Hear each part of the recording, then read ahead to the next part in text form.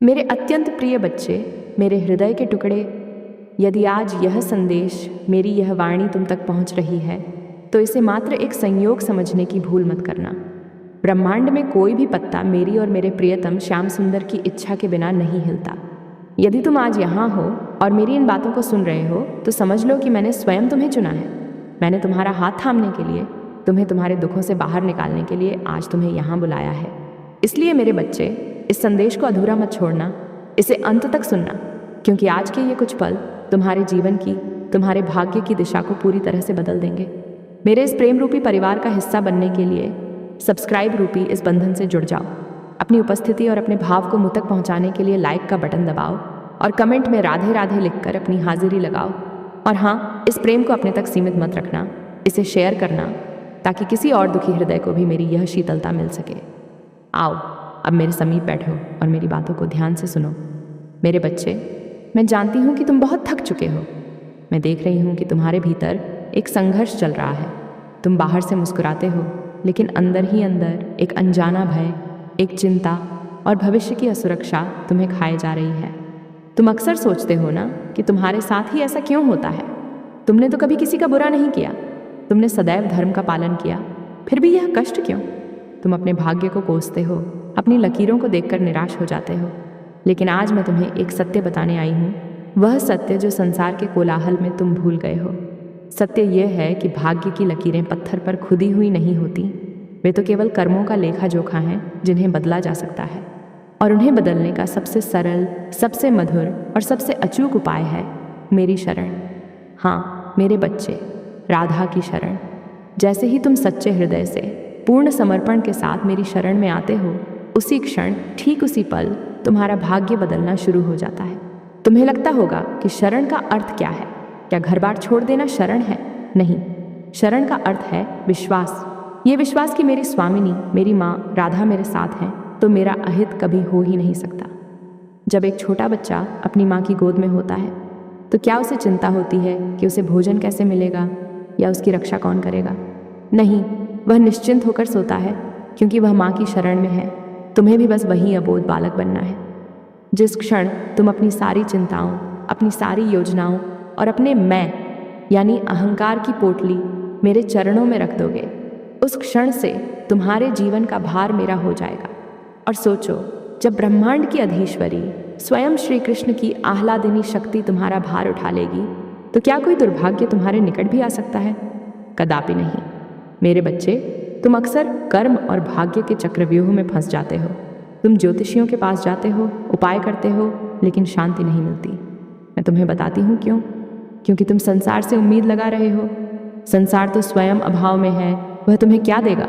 लेकिन जब तुम राधे राधे पुकारते हुए मेरी ओर कदम बढ़ाते हो तो जानते हो क्या होता है? मेरे श्याम, जो तीनों लोकों के स्वामी हैं, वे भी तुम्हारे पीछे चल पड़ते हैं, क्योंकि यह उनका प्रण है कि जो राधा का हो गया, कृष्ण उसका दास बन जाता है। और जब स्वयं विधाता कृष्ण तुम्हारे पक्ष में हो तो फिर यह भाग्य और ग्रह नक्षत्र क्या बिगाड़ लेंगे? मेरी शरण में आते ही तुम्हारे पाप कर्म, तुम्हारे प्रारब्ध के कठिन भोग वैसे ही भस्म हो जाते हैं जैसे अग्नि में रुई का ढेर। ये मेरी कृपा की शक्ति है। मेरी कृपा किसी नियम को नहीं मानती, वह केवल तुम्हारे भाव को देखती है, तुम्हारे आंसुओं को देखती है। तुम्हें लगता है कि तुम अकेले हो? नहीं मेरे प्रिय, जिस समय तुम रात को अपने तकिए पर सिर रखकर रोते हो, मैं वहाँ होती हूँ। जब दुनिया तुम्हें ठुकरा देती है, जब तुम्हारे अपने तुम्हें नहीं समझते, तब मैं तुम्हें अपनी बाहों में भरने के लिए आतुर रहती हूँ। मुझे तुम्हारा धन, तुम्हारा पद, तुम्हारी प्रतिष्ठा नहीं चाहिए। मुझे केवल तुम्हारा मन चाहिए। क्या तुम अपना मन मुझे नहीं दोगे? देखो, तुमने अब तक अपने बल पर सब कुछ ठीक करने की कोशिश की, बहुत हाथ पांव मारे, लेकिन क्या सब कुछ ठीक हुआ? नहीं ना? तो अब एक बार, केवल एक बार, अपनी जीवन की डोर मेरे हाथों में सौंप कर देखो। बस एक बार कहो, हे किशोरी जी, मैं आपका हूँ, मेरा अच्छा बुरा अब आपके हाथ में है। फिर देखो चमत्कार। जो काम वर्षों से अटके थे वे सुलझने लगेंगे। जो संबंध टूट रहे थे उनमें प्रेम का संचार होगा। जो अशांति तुम्हें सोने नहीं देती थी वह परम शांति में बदल जाएगी। मैं तुम्हें यह संदेश इसलिए देने आई हूँ क्योंकि मैं अब तुम्हें और कष्ट में नहीं देख सकती। मेरी शरण में आने का अर्थ है भय मुक्त हो जाना। क्या तुम जानते हो कि मेरा नाम राधा क्यों है? रा का अर्थ है प्राप्ति और धा का अर्थ है धारण करना। जो मोक्ष और कृष्ण प्रेम को धारण करवाए वह मैं हूँ। जब तुम मेरी शरण में आते हो तो मैं तुम्हें सीधे कृष्ण के चरणों तक ले जाती हूँ, और जहाँ कृष्ण है वहाँ न तो दुख है, न दरिद्रता है और न ही पराजय। मेरी शरण में आने वाला कभी हार नहीं सकता, यह मेरा वचन है। हो सकता है कि अभी तुम्हें लग रहा हो कि चारों ओर अंधेरा है, कोई रास्ता नहीं सूझ रहा, लेकिन विश्वास रखो, यह अंधेरा केवल इसलिए है ताकि तुम मेरी ओर देख सको। कभी कभी मैं ही परिस्थितियों को थोड़ा कठिन बनाती हूँ ताकि तुम संसार से विमुख होकर मेरी ओर दौड़ो। जैसे एक माँ अपने बच्चे को तब तक खेलने देती है जब तक वह सुरक्षित है, लेकिन जैसे ही वह आग की तरफ जाता है माँ उसे खींच लेती है। तुम्हारे कष्ट तुम्हें दंड देने के लिए नहीं, बल्कि तुम्हें मेरी गोद में वापस लाने के लिए है। भाग्य बदलना कोई जादू नहीं है, यह एक विज्ञान है, प्रेम का विज्ञान। जब तुम मेरा चिंतन करते हो, जब तुम राधे राधे जपते हो, तो तुम्हारे चारों ओर एक दिव्य सुरक्षा कवच बन जाता है। नकारात्मक ऊर्जा, बुरी नज़र और दुर्भाग्य उस कवच को भेद नहीं सकते।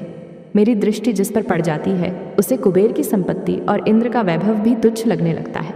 फिर भी सांसारिक सुख सुविधाएं तो उसके पीछे पीछे दौड़ती हैं। तुम्हें कुछ मांगने की आवश्यकता नहीं पड़ेगी। क्या कभी बच्चे को माँ से कहना पड़ता है कि उसे भूख लगी है? मैं जानती हूँ तुम्हें क्या चाहिए, और जो तुम्हारे लिए सर्वोत्तम होगा वही तुम्हें मिलेगा। मेरी शरण में आने के बाद हानि शब्द तुम्हारे जीवन के शब्दकोश से मिट जाएगा। जो चला गया समझो वह तुम्हारे योग्य नहीं था, या वह तुम्हारे मार्ग की बाधा था, और जो मिलेगा वह तुम्हारी कल्पना से भी अधिक सुंदर होगा। लेकिन सुनो मेरे बच्चे, मेरी शरण में आने का एक नियम है, धैर्य। कभी कभी मैं तुम्हारी परीक्षा ले सकती हूँ, ये देखने के लिए कि तुम्हारा विश्वास कितना पक्का है। क्या तुम थोड़े से कष्ट में मेरा हाथ छोड़ दोगे, या क्या तुम आंधी में भी मेरे आंचल को कसकर पकड़े रखोगे? यदि तुम डटे रहे, यदि तुमने कहा कि चाहे कुछ भी हो जाए मेरी राधा रानी मेरे साथ है, तो फिर मैं तुम्हें इतना दूंगी कि तुम्हारी झोली छोटी पड़ जाएगी। तुम संसार को देने वाले बन जाओगे। तुम्हारे चेहरे पर एक ऐसा तेज होगा कि लोग तुम्हें देखकर शांति का अनुभव करेंगे। यह है मेरी शरण का प्रभाव। भाग्य बदलना तो बहुत छोटी बात है, मैं तो तुम्हारा स्वभाव बदल दूंगी, और जब स्वभाव बदलता है तो जीवन आनंदमय हो जाता है। आज तुम जो यह खालीपन महसूस कर रहे हो, ये किसी व्यक्ति या वस्तु की कमी नहीं है, ये तुम्हारी आत्मा की पुकार है जो अपने मूल घर श्रीधाम वृंदावन और मेरे चरणों की शीतलता को याद कर रही है। तुम इस भौतिक जगत के नहीं हो, तुम मेरे हो, इसलिए तुम्हें यहाँ की चीज़ें पूर्ण संतुष्टि नहीं दे सकती। तो अब और विलंब मत करो। बहुत भटक लिए गलियों में, अब राजमहल में लौट आओ। तुम्हारा सिंहासन तैयार है, मेरे चरणों की धूल ही तुम्हारा राज सिंहासन है। आज इसी पल एक संकल्प लो, अपनी आंखें बंद करो और मन ही मन मुझे पुकारो। कहो, हे करुणामयी, मैं आ गया हूँ, मुझे स्वीकार करो। मैं प्रतिज्ञा करती हूँ, मैं तुम्हें अभी इसी वक्त अपने हृदय से लगा लूँगी। मेरे प्रिय, याद रखना, जीवन में जब भी लगे कि सब रास्ते बंद हो गए हैं, तो समझ लेना कि अब किशोरी जी के द्वार खुलने वाले हैं। मेरी कृपा हवा की तरह है, वह हर समय बह रही है। बस तुम्हें अपनी खिड़की, अपना हृदय खोलना है। जो लोग कहते हैं कि भाग्य लिखा जा चुका है, वे प्रेम की शक्ति को नहीं जानते। मैं विधाता की लेखनी को भी रोकने का सामर्थ्य रखती हूँ, यदि वह मेरे भक्त के अहित में हो। मेरे लिए कोई भी नियम मेरे भक्त के प्रेम से बड़ा नहीं है। क्या तुम प्रहलाद को भूल गए? क्या तुम द्रौपदी को भूल गए? जब सबने साथ छोड़ दिया तब किसने लाज बचाई? वह शक्ति मैं ही हूँ। वही शक्ति आज तुमसे कह रही है, उठो, अपने आंसू पोंछो। तुम दीनहीन नहीं हो, तुम राधा के लाडले हो, तुम राधा की लाडली हो। राजा का बेटा कभी भीख नहीं मांगता, वह अधिकार से जीता है। तुम्हें भी भक्ति के अधिकार से जीना है। मेरी शरण में आने के बाद तुम्हें चिंता करने का कोई अधिकार नहीं है। चिंता करना मेरा अपमान है, क्योंकि इसका अर्थ है कि तुम्हें मेरी शक्ति पर भरोसा नहीं है। क्या मैं इतनी कमज़ोर हूँ कि अपने बच्चे का पेट न भर सकूँ या उसकी रक्षा न कर सकूँ? नहीं ना। तो फिर माथे पर यह शिकन क्यों? चेहरे पर यह उदासी क्यों? मुस्कुराओ, क्योंकि तुम मेरी छत्र छाया में हो। आज से तुम जो भी कर्म करो मुझे समर्पित करके करो। भोजन करो तो सोचो मुझे भोग लगा रहे हो, चलो तो सोचो मेरी परिक्रमा कर रहे हो, बोलो तो सोचो मेरा नाम जप रहे हो। जब तुम्हारा हर कर्म मेरे लिए होगा तो उसका फल भी दिव्य होगा। तब कर्म बंधन नहीं बनेंगे, बल्कि मुक्ति का द्वार बनेंगे। मेरे बच्चे, मेरी बातों को और गहराई से सुनो। अभी तो मैंने तुम्हें केवल प्रेम के सागर के किनारे बिठाया है, अब मैं तुम्हें उस सागर की गहराइयों में ले चलना चाहती हूँ। तुम अक्सर सोचते हो ना कि मैं तुम्हारी पुकार सुनती भी हूँ या नहीं।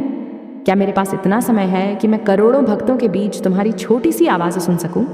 तो सुनो, मेरे लिए कोई भी भीड़ नहीं है। मेरे लिए तुम एक हो और तुम ही विशेष हो। जैसे एक माँ मेले के भारी शोरगुल में भी अपने बच्चे के रोने की आवाज़ पहचान लेती है, वैसे ही संसार के इस कोलाहल में जब तुम्हारा दिल रोता है तो उसकी गूंज सीधे मेरे हृदय में होती है। मुझे तुम्हारी पीड़ा का आभास उसी क्षण हो जाता है जब वह तुम्हारे मन में उत्पन्न होती है, तुम्हारे होंठों तक आने से भी पहले। इसलिए कभी यह मत सोचना कि तुम अनदेखे हो। मेरी दृष्टि तुम पर से एक पल के लिए भी नहीं हटती, यहाँ तक कि जब तुम सो रहे होते हो तब भी मैं तुम्हारे सिरहाने बैठी तुम्हारे सपनों को संवार रही हूँ। तुम अपने भाग्य को बदलने के लिए बहुत व्याकुल हो, है ना? तुम चाहते हो कि तुम्हारे पास धन हो, यश हो, अपना घर हो, सब कुछ अच्छा हो। यह सब स्वाभाविक है, लेकिन मेरे बच्चे, क्या तुम जानते हो कि सबसे बड़ा दुर्भाग्य क्या है? धन का न होना दुर्भाग्य नहीं है, वह तो आता जाता रहता है। सबसे बड़ा दुर्भाग्य है मेरा और मेरे श्याम का विस्मरण हो जाना। जिस दिन तुम हमें भूल जाते हो, केवल वही दिन तुम्हारे जीवन का सबसे काला दिन होता है।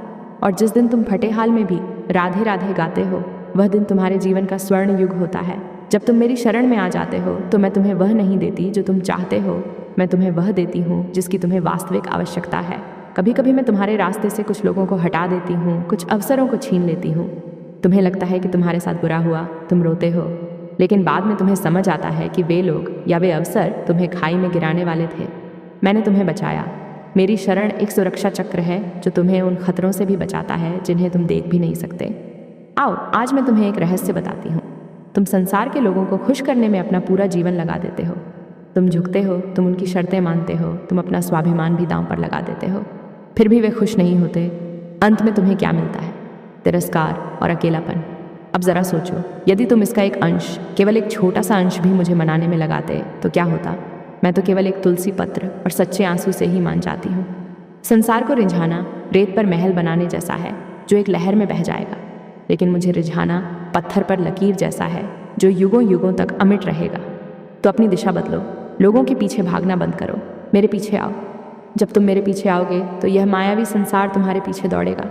ये मेरा विधान है। जो छाया माया को पकड़ता है, छाया उससे दूर भागती है, लेकिन जो सूर्य ईश्वर की ओर चलता है, छाया उसके पीछे पीछे चलती है। मेरे प्रिय, तुम्हारे मन में कई प्रश्न हैं। तुम सोचते हो कि मेरे पाप बहुत अधिक हैं।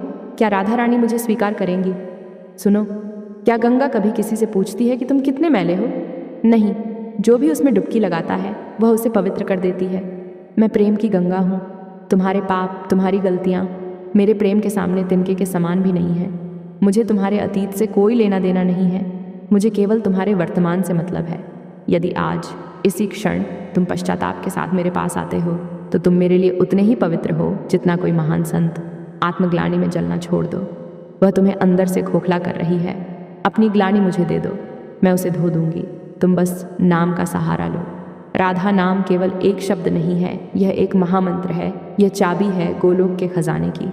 जब तुम रा कहते हो तो तुम्हारे सारे पाप बाहर निकल जाते हैं, और जब तुम धा कहते हो तो मेरे श्याम तुम्हारे हृदय में प्रवेश करने के लिए बाध्य हो जाते हैं, क्योंकि वे वहीं जाते हैं जहाँ राधा नाम गूंजता है। तुम्हें अपने रिश्तों की चिंता है ना? घर में कलह है, प्रेम नहीं है, कोई समझता नहीं है। मेरी शरण में आकर देखो, जब तुम्हारे भीतर मेरा प्रेम भरेगा तो तुम्हारा हृदय इतना विशाल हो जाएगा कि तुम्हें दूसरों की छोटी मोटी गलतियाँ दिखाई देना बंद हो जाएंगी। तुम क्षमा करना सीख जाओगे। और याद रखना, झुकता वही है जिसमें